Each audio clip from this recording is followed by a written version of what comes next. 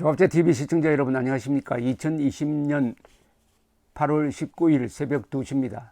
요사이 정계에서는 난데없이 개를 둘러싼 논쟁이 벌어졌습니다. 개와 주인과의 관계입니다. 개 이야기를 하려니까 좀 입이 좀 건질건질해지는데요. 윤석열 검찰총장을 향해서 개가 주인을 무는 꼴이라고 한 더불어민주당 최고위원 후보 이원욱 의원의 발언이 단초가 되었습니다. 미래통합당이 이틀 전이군요. 문재인 정권이 집요하게 추진한 검찰개혁이라는 실은 권력에 복종하는 충견을 만드는 것이었음을 알게 되었다라고 비판을 했습니다. 충견, 요사이 한자를 안 쓰니까 이것도 풀이를 해줘야 됩니다. 충성을 다하는 개란 뜻이죠. 충견. 김은혜 통합당 대변인은 이날 민주당이 알려준 검찰개혁의 비밀이라는 논평에서 검찰을 바라보는 문재인 정권의 속내도 함께 들킨 듯하다. 그렇지 않고서야 숱한 검사들의 반대를 뿌리치고 권력 비리를 수사하는 대검 반부패부, 공공수사부, 그리고 선거공안부서만 축소하고 발라내는 직제 개편을 밀어붙일 리가 없다라고 지적을 했습니다. 김 대변인은 국민으로부터 권력을 잠시 위임받은 시한부 정권이 이 나라의 주인인 양 행세하면서 자신들의 영달을 위해 국가 근간을 뒤흔들고 있다. 언제 국민이 나라의 주인을 문재인 정부라 칭했나 감히 주인을 참칭하지 말라고 했습니다. 그러면서 검찰을 충견으로 길들이고 법치를 무너뜨리면서 필요에 따라 개혁을 갖다 붙이는 정신승리의 행렬은 이점에서 멈춰야 한다. 요사이 대변인들의 이 문장력이 좋습니다. 유머러스 하기도 하고요. 이 통합당 송파병 당협위원장인 김건식 경남대 교수의 페이스북 글이 이 압권입니다. 이 의원의 발언은 주인만 빼고 무조건 물어대는 충견 만들기가 검찰개혁의 요체임을 스스로 고백한 것이다. 문재인 정부가 임명한 검찰총장이 개라면은 대통령이 개인 줄 알고도 임명한 것인가? 설마 대통령도 개라는 건 아닐 것이라며 사람이 개를 임명할 수 없는 노릇이라고 썼습니다. 이건 완전히 문재인 대통령 욕보이는 실언을 했다는 지적이네요. 그러니까 검찰이 개다. 구체적으로 말하면 윤석열 총장이 개란 뜻인데, 그럼 개를 총장에 임명한 사람은 사람이냐 개냐 하는 문제가 생깁니다. 그러니까 문재인 대통령이 개냐 사람이냐, 사람이 개를 총장에 임명할 수는 없는 거 아닙니까? 개가 개를 총장에 임명해야 이게 논리적 모순이 있는 거 아닙니까? 그러니까 이 사람이 말을 잘못해가지고 문재인 대통령을 난데없이 개냐 사람이냐 하는 도마 위에 올려놓았다, 이런 이야기입니다. 김건식 교수는 애초부터 검찰총장은 정권의 개라는 인식에 젖어 있다. 원래 검찰은 물으라면 시키는 대로 무는 충견인데 도리어 권력을 수사하니까 주인을 무는 개라고 표현한 것이다. 이렇게 이야기했습니다. 국민의당 이태규 의원은 페이스북에서 또 이렇게 개 논쟁을 이어갔습니다. 개가 주인을 무는 경우는 두 가지밖에 없다. 주인이 도둑처럼 보였거나 아니면 주인이 자기를 이유 없이 너무 괴롭히기 때문이다. 개도 생각이 있고 최소한의 사리 판단 능력이 있다. 청와대와 여당은 정권 근처에서 머리 조아리는 충견들과 지금의 검찰총장을 한 묶음으로 착각하고 비교하지 말라. 사람의 탈을 쓴 개가 있을지는 모르겠지만 개와 사람은 분명 다르다. 야, 이거 참 대단한 유머 감각입니다. 오랜만에 이 정치권에 웃음꽃이 피었습니다. 웃음꽃이. 자, 그러면 저도 개 이야기를 한번 해야 되겠는데요. 제가 말씀드리려고 하는 개는 김유신이 말하는 개입니다. 이거는 공식 문서에 적혀 있어요. 삼국사기에 적혀 있습니다. 삼국사기. 이 삼국사기 이야기를 좀 하겠습니다. 이왕 나온 김에. 우리나라에서 가장 중요한 책 한 권을 꼽으라면 삼국사기입니다. 고려 인종시대의 권신이던 김부식이 쓴 이 책이 예컨대 없었다고 가정한다면 삼국시대와 통일신라시대 약 1000년간의 역사는 암흑 속으로 들어가고 신화나 전설 속으로 들어가 버렸을 것입니다. 이 중요한 삼국사기는 신채호 같은 사람들에 의해서 반민족적이라느니 사대주의적 관점에서 신라 중심으로 쓰여졌다는 부당한 비방을 당해온 책입니다. 저도 그런 잘못된 주장에 속아서 이 책을 멀리하고 있다가 나이 50을 넘으면서 비로소 삼국사기를 읽어보았습니다. 그러니까 역시 원전을 읽어야 됩니다. 삼국사기는 정말 잘 쓰여진 책이고 주체적으로 쓰여진 책입니다. 우리 민족혼이 살아있는 책이 바로 이 삼국사기입니다. 삼국과 통일신라를 중심에 놓고 자주적인 관점에서 기록된 삼국사기는 뒤에 나온 또 다른 정사, 고려사에 비해서 월등한 주체성을 띠고 있습니다. 삼국사기의 가장 중요한 대목인 신라 통일기의 역사를 읽어가면은 마치 삼국지를 읽는 것과 같은, 중국의 삼국지를 읽는 것과 같은 흥분을 느낍니다. 통일 삼거리 있죠. 김춘추, 김유신, 문무왕, 그리고 화랑다 출신 장수들의 장렬한 삶과 죽음, 이들이 펼치는 거대한 드라마, 이게 삼국사기에 있습니다. 그 가운데서도 이게 열전이 재밌습니다. 삼국사기는 맨 앞에는 왕들의 이야기가 나오고 그 뒤에는 왕이 아닌 사람들의 짤막한 전기를 쭉 붙여놨습니다. 그게 열전 부분인데, 열전에 제일 먼저 나오는 사람이 누구냐? 바로 김유신입니다. 즉 김부식은 삼국사기를 다 편찬한 다음에 열전을 쓸 때 최고 인물이 누구냐? 김유신이라고 평가한 겁니다. 왕이 안 된 사람 중에서 최고 인물은 김유신이다. 그래서 김유신 부분이 열전 전체에서 분량이 너무나 많습니다. 상중한데 이게 다 합치면은 단편소설감입니다. 그러니까 우리가 김유신에 대해서 정보가 많아요. 살아있는 사람 같습니다. 김유신은 다른 인물과 달라서 에피소드가 많다 이겁니다. 김유신에는 또 명문이 많습니다. 김유신 전, 열전에 나오는 김유신 전에 이런 대목이 있습니다. 17살 때 김유신이 석굴에 들어가 가지고 기도를 하면서 스스로 단련을 한 대목입니다. 적국이 무도하여 이리와 범이 되어 우리나라를 침묘하니 편안한 날이 없습니다. 저는 신라 사람입니다. 나라의 원수를 보면은 마음과 머리가 아픔으로 어른께서는 저의 정성을 민망히 여기시어 방수를 가르쳐 주십시오. 석굴에 들어가서 기도할 때 나타난 난승이란 도사에게 하는 이야기입니다. 나라 걱정으로 머리가 아프다. 얼마나 절실합니까? 그 다음에 요 이야기가 나옵니다. 개 이야기가 나옵니다. 백제를 멸망시킨 서기 660년 소정방은 13만 군대를 끌고 나왔어요. 내친 김에 신라까지 먹으려고 했습니다. 그 눈치를 챈 신라 지도부가 회의를 합니다. 태종무열왕 주재로. 여기서 다미공이라는 사람이 우리가 당할 수 없다. 우리가 선제 공격을 하자고 제안을 합니다. 그러니까 태종무열왕이 어찌 우리를 도운 부영과 같은 당나라 군대에 그렇게 할 수가 있겠느냐 주저하니까 김유신이 한 말이 여기 적혀 있습니다. 삼국사기에 적혀 있습니다. 제가 읽어드리겠습니다. 개 이야기가 나옵니다. 개는 그 주인을 두려워하지만 주인이 그 다리를 밟으면 무는 법입니다. 어찌 어려움을 당하여 자신을 구원하지 않겠습니까? 개는 그 주인, 여기서 주인은 당나라입니다. 개는 신라입니다. 개는 그 주인을 두려워하지만 주인이 그 다리를 밟으면 무는 법입니다. 주인이 신라가 고분고분하다고 이를 무시해가지고 밟아버린다 이거죠. 그러니까 신라를 먹으려고 한다 이거죠. 그때는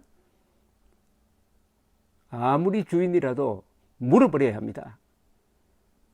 이게 유명한 신라의 자주정신입니다. 그래서 결전 자세를 딱 취했어요. 그러니까 소정방이 안 되겠다 싶어서 의자왕 등 포로만 이끌고 돌아갑니다. 당고종에게 귀국 보고를 합니다. 당고종은 태종 다음이 고종이죠. 실권은 부인인 척천무후가 잡고 있었습니다. 이때가 당나라의 최고 전성기입니다. 당은 중국을 지배했던 역대 제국 중에서 최고로 칩니다. 그러니까 중국 역사상 최전성기의 최강대국의 최전성기의 왕이 바로 태종 고종이죠. 신라가 바로 최전성기의 당과 맞섰다는 이런 이야기입니다. 자, 귀국보를 합니다. 소정방이가. 그러니까 당고종이 이렇게 묻습니다. 힐체가듯이. 어찌하여 신라마저 정벌하지 아니하였는가? 소정방이 대답을 합니다. 신라는 그 임금이 어지러 백성을 사랑하고 그 신하는 충의로서 나라를 받들고 아랫사람들은 그 윗사람을 부형과 같이 섬김으로 비록 나라는 작더라도 함부로 도모하기 어려워서 정벌하지 못하였습니다. 멋진 말 아닙니까? 한번 다시 읽어드릴까요? 신라라는 나라가 그림이 그려집니다.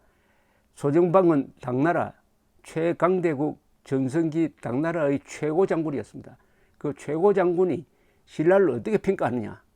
신라는 그 임금이 어지러 백성을 사랑하고 그 신하는 충의로서 나라를 받들고 아랫사람들은 그 윗사람을 부형과 같이 섬김으로 비록 나라는 작더라도 함부로 도모하기가 어려워서 정벌하지 못하였습니다. 라고 보고를 합니다. 이게 바로 신라의 모습입니다. 아까 설명드렸던 개는 주인을 두려워하지만 주인이 개의 다리를 밟으면 물어야 합니다라고 하는 이 무서운 자주정신, 여기에 당나라가 감동하는 장면입니다. 그럼 결국 어떻게 됐느냐? 태종무열왕은 백제를 정벌한 다음에 죽고 그 아들인 김범민이 문무왕으로 등극을 합니다. 문무왕이 통일을 마무리합니다. 통일 과정이 매우 깁니다. 백제를 점령하고 그것으로 끝난 게 아니죠. 백제 왕조는 무너졌지만 백제의 남은 사람들이 들고 일어나 가지고 백제 부흥운동을 벌립니다. 백제 부흥운동을 외가 지원합니다. 서기 663년 400척의 배에 약 3만 명의 일본 군대가 원정을 옵니다. 백마강 하구에서 나당 연합군이 맞아서 결전을 벌립니다. 이게 유명한 백촌강의 해전입니다. 여기서 일본 원정군이 전멸을 해버립니다. 5천 명의 백제 귀족들을 태우고 일본으로 철수합니다. 서기 663년을 계기로 해가지고 일본은 한반도에 대한 야심을 포기합니다. 이렇게 해서 백제 부흥운동은 끝이 납니다. 그 다음에 서기 668년 신라와 당나라 연합군이 평양성을 함락시킵니다. 고구려가 망해버립니다. 그러면은 신라가 삼국을 통일한 게 됩니까? 아닙니다. 당나라가 한반도를 장악해 버렸습니다. 즉 당나라가 백제 땅은 의자왕의 아들인 부여융에게 맡기고 고구려 땅은 자기들이 차지하고 신라는 아무것도 남은 게 없어요. 이러니까 신라 지도부가 고민하기 시작합니다. 즉 김유신과 문무왕이 어떻게 할 거냐? 여기에 순응할 거냐? 그러면 순응한다는 건 뭐냐? 당나라한테 이용당해가지고 신라로서 백제를 치고 신라로서 고구려를 친 다음에 신라까지 먹어버렸다. 완전히 바보 되는 거죠. 그래서 고민하다가 드디어 신라 지도부가 결심을 합니다. 서기 670년 백제를 점령한 당나라 군대를 치기 시작합니다. 그래서 670년에서 676년 사이 6년간 대당결전이라고 불리는 나당전쟁이 벌어집니다. 세계 최강대국과 신라가 결전을 합니다. 월남이 미국과 결전했던 것 이상의 상대가 되지 않는 결전인데 놀랍게도 이 결전에서 신라가 이깁니다. 이기는 이유는 뭐 여러 가지가 있죠. 육지에서도 이기고 나중에 서기 676년 서해 기불포에서 해전에서 당나라 군대를 망가뜨려 가지고 결국 당이 평양에 두었던 안동도호부를 만주로 철수시킵니다. 그걸로 해가지고 당은 한반도를 신라에 주어버리는 겁니다. 그리하여 오늘 대한민국이 설 수 있는 우리의 땅을, 한반도라는 땅을 신라가 확보하게 된 겁니다. 얼마나 위대합니까? 당나라의 힘을 빌려가지고 백제 고구려 멸망시킨 다음에 당나라한테 먹힌 게 아니라 당나라를 이용하고 당나라가 먹으려고 하니까 개가 주인을 물듯이 덤벼들어가지고 그 세계 최강대국인 당나라를 한반도에서 쫓아내버리고 통일한 신라의 위대한 업적, 이걸 폄하하는 세력이 있어요. 이게 좌익입니다. 북한 노동당 정권과 남한의 바보 같은 이 국사학자들이 합세를 해가지고 신라의 삼국 통일을 부인하고 있습니다. 세계 역사에서 당나라 같은 대제국을 상대로 해가지고 신라처럼 통일하고 그 국가의 권위를 지켜낸 예는 별로 없습니다. 어쨌든 신라의 삼국 통일에 의해서 한민족이 만들어집니다. 이때 비로소 민족이 만들어집니다. 민족이 갑자기 생긴 게 아닙니다. 신라의 삼국 통일에 의해서 한민족이 생깁니다. 한민족이란 건 뭐냐? 같은 언어를 써야 합니다. 같은 풍습, 같은 정치 제도에서 오래 살다가 보면은 우리가 남이가라는 생각이 드는 겁니다. 신라의 삼국 통일이 바로 최초의 민족 통일 국가를 만들었습니다.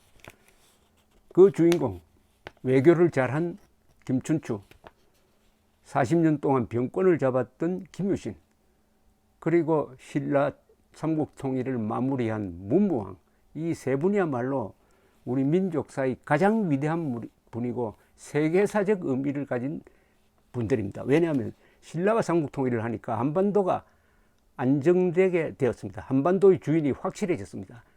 그러니까 수당의 고구려 침략과 같은 외세의 개입을 막을 수가 있었습니다.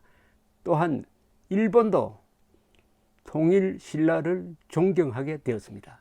이렇게 함으로써 당나라, 신라, 일본이 250년 동안 평화를 누리고 그 평화 속에서 굉장한 예술과 문화를 발전시켜서 고대사의 황금기를 여는 것입니다. 고대사의 황금기 250년은 바로 신라 통일에서 비롯되었고, 그런 점에서 김유신, 김춘추, 문무왕은 동북아시아에 평화를 가져온 위대한 군주였습니다.